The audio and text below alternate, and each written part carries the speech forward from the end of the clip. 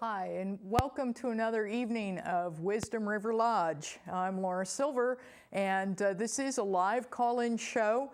The number to call in to the studio is 664-4408, and we're only on for half an hour, so if you've got questions or you want to talk with me about anything, psychic issues, healing issues, give us a call. And let's see, we'll start with the housekeeping stuff. Next show will be September 15th. And in between that time, September 11th, we're doing another Spirit Circle over at the Houghton Mansion here in North Adams. And that's an awful lot of fun because the mansion is documented and bona fide haunted. So we get in there and we raise our energy and get to talk to Spirit, and we get some pretty good stuff going there. So y'all come on out. The doors close promptly at 7 for that. And you'll get a little bit of a history of the mansion and the Houghton family. And there's some pretty tragic events that occurred with that family. And so you'll learn about that, and then we sit in a circle for a couple of hours. It is open to people of all ages, but you must be able to sit quietly in the dark for about 2 hours. So that's a factor if you're thinking about kids. I don't mind kids coming to circles at all. I think it's great. A lot of the kids that I know have a lot of psychic ability, so that's great, but they do have to be able to sit quietly for a couple of hours. And it is $20 at the door, and part of that money does benefit the mansion. So come on out and come play with us. It's a lot of fun. So other housekeeping, the website still up, wisdomriverlodge.com. And on the website, you can find out more about me. You can find out about stuff that we're doing and projects that we're working on and things that are going on. So the other thing, remember, if you know what the homework was, now it's been about a month since we've been live on the show. I got detained down in Texas for a little bit, and Texas is kind of cool. We're going to talk a little bit about that tonight. So it's been about a month since we've been live on the show, but if you can remember the homework from last time and you give a call, I'm still giving away pendulums, and I'm still giving away a pendulum every day for somebody if you walk up to me on the street and say, hey, I saw you on TV. So if you want to get a pendulum, just let me know, and we'll go from there. If you know what the homework is, give us a call, 664-4408, and we'll get a pendulum out to you.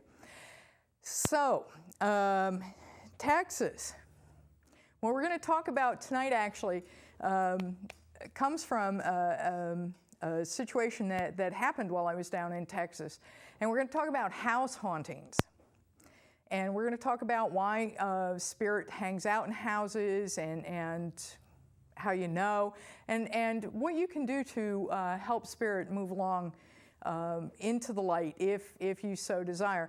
There are a lot of people who don't mind having spirit around, and they actually enjoy the company that the spirits provide, so they don't want to move them along, but we'll talk about how to do that.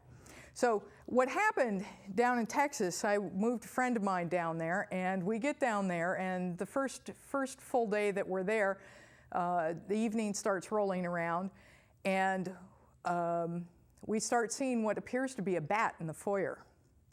And it's going right through, and everybody's looking at it going, was that a bat? And I'm like, that's not a bat. But it was traveling so quickly that I really couldn't get a fix on it. Well, when I finally was able to get a fix on it, come to find out there were several spirits that were moving very quickly through the house. And they were feeling somewhat disrupted by our presence. And of course, there was a 2-year-old involved, and wherever there are young children around, especially young children who are very active, that tends to feed spirit energy. So, and that has a lot to do with poltergeist activity and things that we can get into too.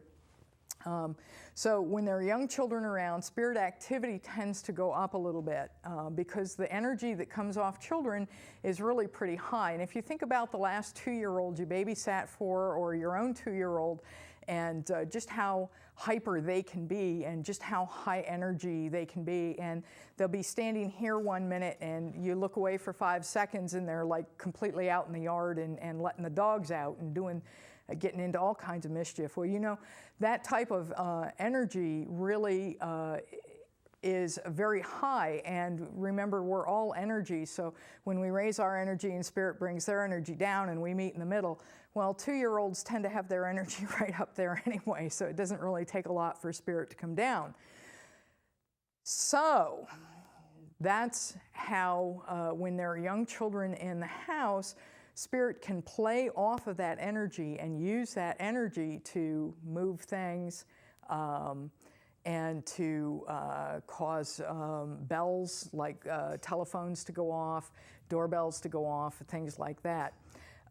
So anyway, so here we are in this house in Texas with a 2-year-old and all of this spirit that's now starting to move through.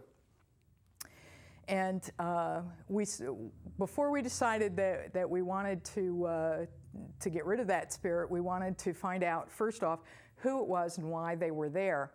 And come to find out, they weren't really people of any great notoriety or anything, which is generally what most spirit is. It's just people. And these, they were older from the early 1800s. And they're just cowpokes that had been passing through that area. And the property actually used to be used as part of the trail that the Native Americans would cross as they were coming through Texas, changing their camping grounds. And also the area is right near a place called Buffalo Gap, where the buffalo used to rest because there was shade and water there, and it became one of the first settlements in Texas. As people discovered that the buffalo were pretty smart and staying in the shade with the shade and the water. So people would be moving back and forth through this area, and there's just a couple of cowpokes who had been in that area. So we watched the activity for a little bit and decided that there was, even though there was a 2-year-old in the house, there was no increase in activity. It was just our arriving in this house kind of stimulated some activity, and everything started to settle down after the first week. So we decided that we're just going to leave well enough alone and see what happened over the next couple of months. So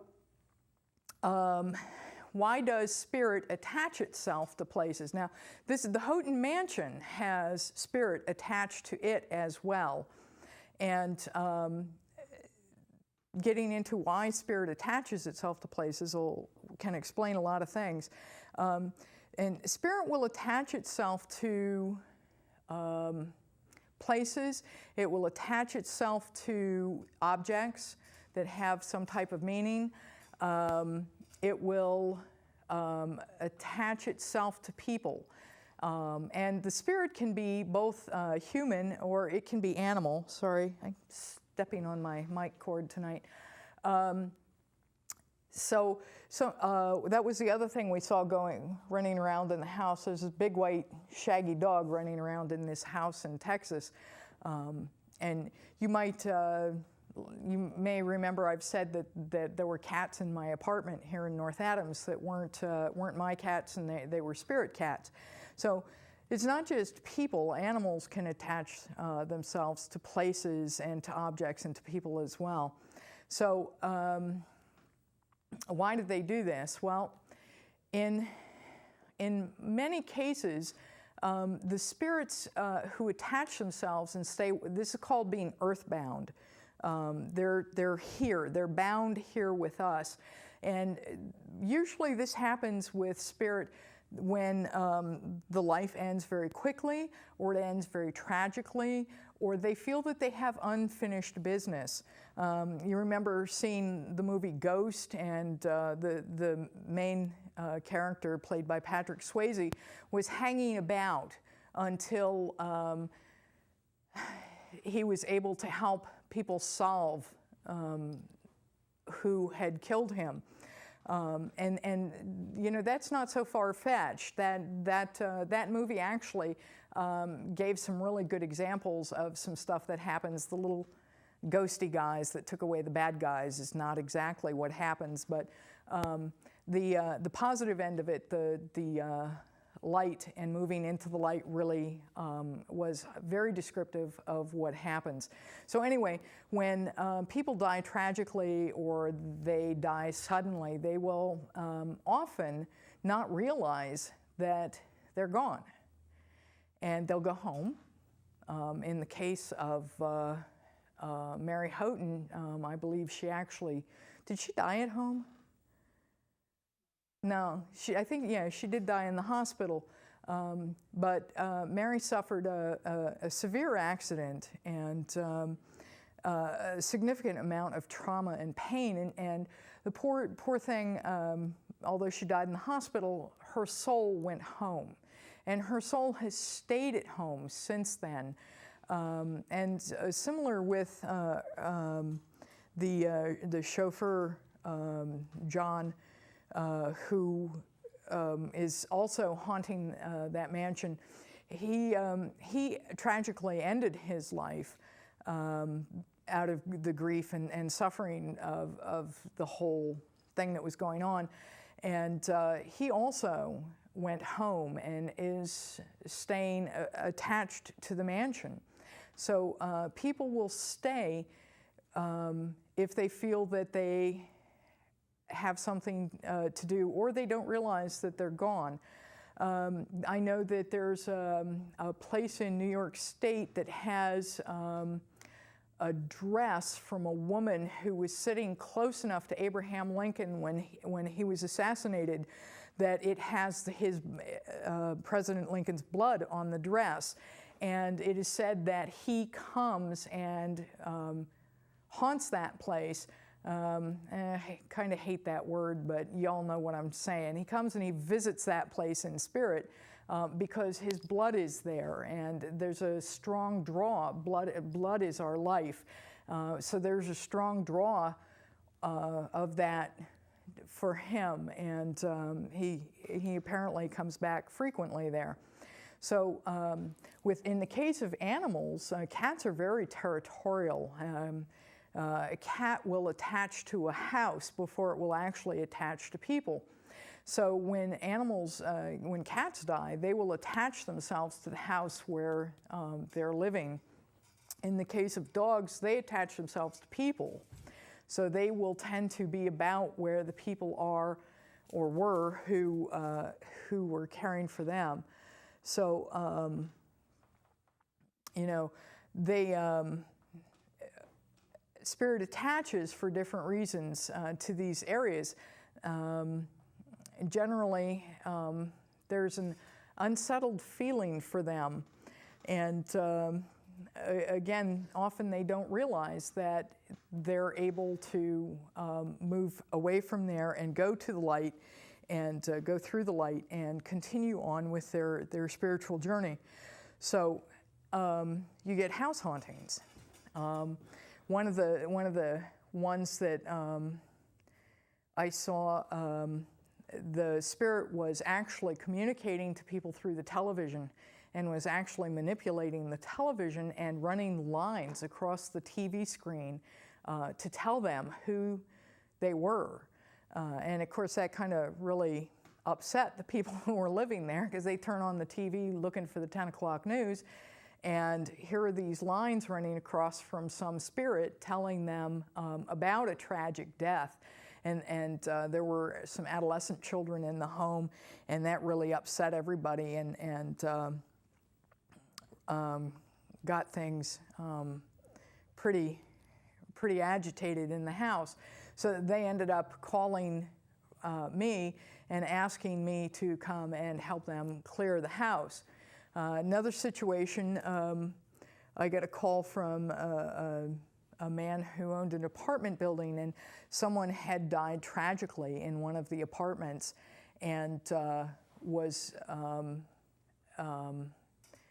not leaving the apartment, and had created kind of a nuisance of himself through odor.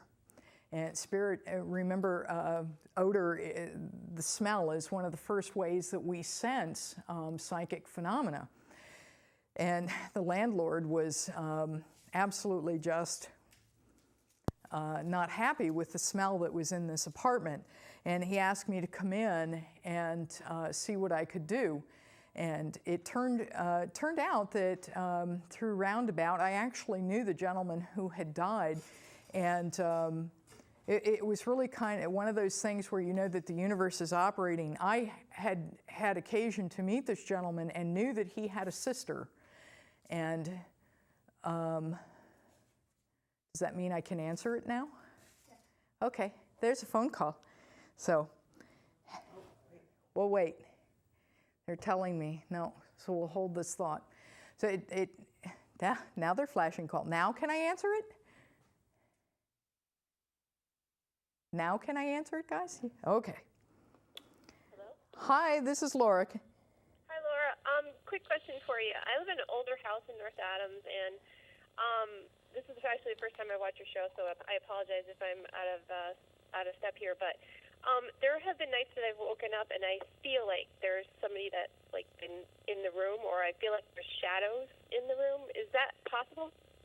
Absolutely.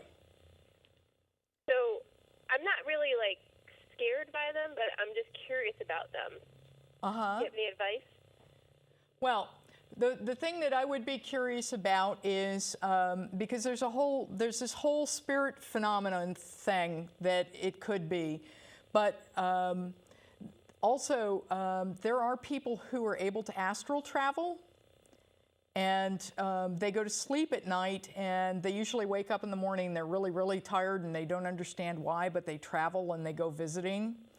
So in this case, we'd have to try to figure out whether it's someone who's astral traveling, who's currently living, or if it's spirit. And what I'm actually sensing is that it is spirit that you have in your home. The home that I live in was actually a church, and it was converted into an apartment building, but it was a church originally. Awesome. Yeah. Awesome. Oh boy, I would love to come out there. You're having a spirit event. Wow. It's kind of cool. But you know, I've never really. There's been a couple nights where I've woken up where my heart's racing because I felt like literally there was just somebody like right there staring at me. And I do have a dog that sleeps with me, and you know she's like totally oblivious to whatever is going on. But I have noticed she will stop and look in areas every once in a while, and you know there's nothing there that I can see, but there's something that she senses. So. Yeah. Animals are really, really sensitive to spirit, and if your dog is not alarmed by them, then I wouldn't worry about them. No, I said, I've never really had like ever a sense of fear. It's just more like unsettling, kind of like ooh, somebody was just here kind of deal. And the thing about spirit, please remember, is that you can ask them to not disturb you that way. Oh, really? Yes. The next time you have that feeling, literally just, you know, as if you were talking to a live person, you know, I'd really prefer it that you not disturb me this way. Especially while I'm sleeping. Yes. And you can make that request of them, and generally they honor they'll honor that request. So you can let them know that there are other ways that they could communicate with you, and that you would prefer that they didn't do it while you were sleeping. Right. Okay. I appreciate you taking my call, and I'm going to check out your website. So cool. I'll maybe in touch. Hey, I would like that because I'd love to come out and read and see who those people are. Okay, great. Awesome. Thanks a lot. Thank you so much. Take care. Bye. Bye-bye. Cool. Yeah, you know, buildings like that, old churches, old hospitals, there are a couple of psychiatric centers in this area that are no longer in use that I guess are pretty active as far as spirit goes. This area in particular seems to have a lot of spirit activity and a lot of hauntings. about. There's been, you know, I'm not sure if it's because it's a mill town and the times were pretty rough and things were pretty rough back in those days, and you know, people were dying tragically. I know the railroad tunnels through here were terrible tragedies, and you know, you go up and see, I was on the far end of the tunnel out. That's Monroe out there. I was out on the far end of the tunnel in Monroe and was quite impressed with the activity just sitting in, there's a little yard off of where the tunnel is, and just sitting there, I was really impressed with the amount of activity that was going on, and it was broad daylight. So there's a lot of activity in this area, and places like churches, funeral homes, schools, hospitals, you name it, there can be an awful lot of activity there.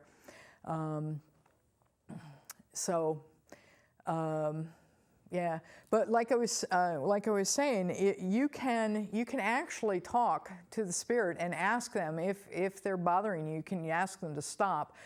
Sometimes people will notice that spirit will move stuff on them. That they put grandma's diamond ring in the jewelry box and they find it weeks later in their sock drawer. So. You know, spirit can move things and do things, and they can make sounds and wake you up. And you can ask them to stop, and you can tell them that you're not happy with that, and would they please stop? And generally they'll listen to that because it's not like they're unreasonable or anything. They're just about doing their thing. So you can ask them to stop. If you want to rid your house of these spirits, there are ways to do that too. And generally what I use is, because I have the Native American background, I use a lot of smudging and drumming to move spirit into the light. And there are certain smudge mixtures that you can use to do that. And there are some that are very specific for moving spirit through the light. Places where there are accidents, I lived on just off one of the main streets in Albany for years, and I was on my way to work one night, and there was a tragic accident. Two bicyclists were killed, hit by a car and killed there on the street, and for weeks after I would go by and see them standing there. And finally, I talked with them and asked them, did they want to go towards the light? And they said yes. So I went and I smudged that area. So we have another phone call. I love it when we have phone calls. Hi, this is Laura. Hi, Laura. Hi, can you hear me? I can. Wonderful. I have a question about a nightmare my son had. Okay. We're running low on time, so can you go quick? Essentially, he had a nightmare that his father's house completely flooded over with water. Okay. Can you hang on a second? Can you turn your TV down so we can hear you? Yeah, hold on. Let me go out. Is that better? Much better. Thank you. Okay. My son had a nightmare a couple of nights ago regarding his father's house completely flooded over with water. And then his father had passed away due to that flooding. I was kind of concerned about that, and I was wondering what your thoughts were on it. Well, my thoughts would be congratulations, because water is considered spirit, and anytime people drown in dreams, it's considered dying to spirit. And what that means is that they have a spiritual awakening of some type, or that they learn some spiritual lesson and move forward spiritually. Okay, so I don't have to worry about it. An actual death, or Right. No, it would be a spiritual event, and it wouldn't be a physical passing. But generally, when these things happen, it's a really good thing because it means a forward motion in life. Oh, wonderful. Wonderful. Well, that eases my mind greatly on that. I was minorly concerned, especially involving his father. Yeah, yeah. But that's good news. Anytime, you know, people panic because of the drowning, and not being able to breathe is a really panic thing for all of us because our survival instinct just absolutely kicks in. But in cases of dreams where people are dying due to drowning, it's usually a good thing. Oh, wonderful. Well, thank you very much. That eases my mind greatly on the subject, and I won't worry as much when he tells me. There you go. Thank you very much, Laura. No problem. Thank you for calling. You're welcome. Take care. Bye-bye. Bye. So, cool. I love when people call. And we're winding down here on time. So to move spirit to light, you can use certain smudge mixes. And, you know, if you're interested in those, or you feel that you have spirit in your house and you want that spirit to move along for whatever reason, just give me a call. And a lot of people don't have some of the ingredients for the smudge mixes, but I have all of that stuff, and I'm happy to help people make mixes that will help their particular situations. So, for the homework, always, always, always, always giving homework.